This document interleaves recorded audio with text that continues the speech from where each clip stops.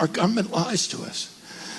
And then when my uncle was killed in 1963, the investigation, the Warren Commission came out and said it's a lone gunman. 60% of Americans thought the government was lying again.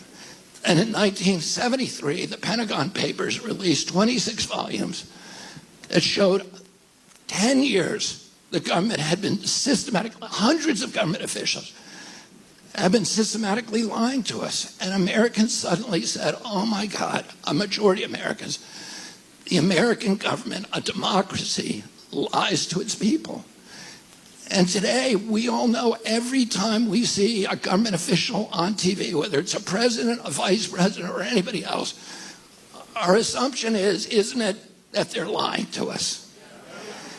And if that is not your assumption, then you're not paying attention.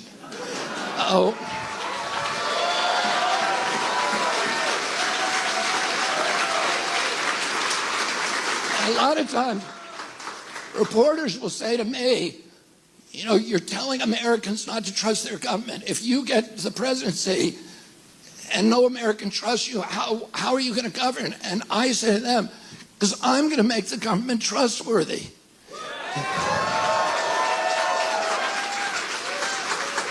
The day that Nicole and I get into office, we're going to issue on day one an executive order saying that any government official who lies to the American public in conjunction with their official duties will immediately be fired.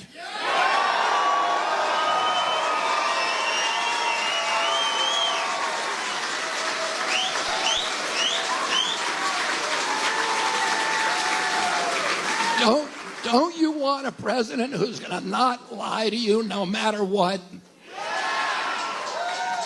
And that is the first thing we need to do to start healing the divide. Because the reason we all hate each other is because none of us trust any of the institutions that are supposed to be telling us the truth. We all think they have an agenda.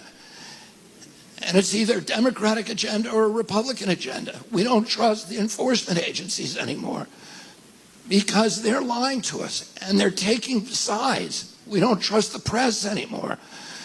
When I was a kid, the job of the press was to maintain a fierce skepticism toward government pronouncements and government authorities. My father said to me when I was a little boy, people in authority lie. And our job in a democracy is not to trust the experts. That's not a feature of democracy.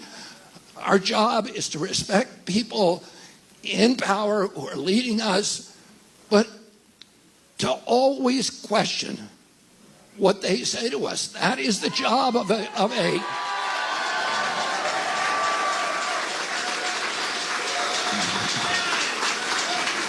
that's the job. That is the job of a citizen in a democracy. And I'm going to give you, Nicole and I are going to give you a government that will not, under any condition,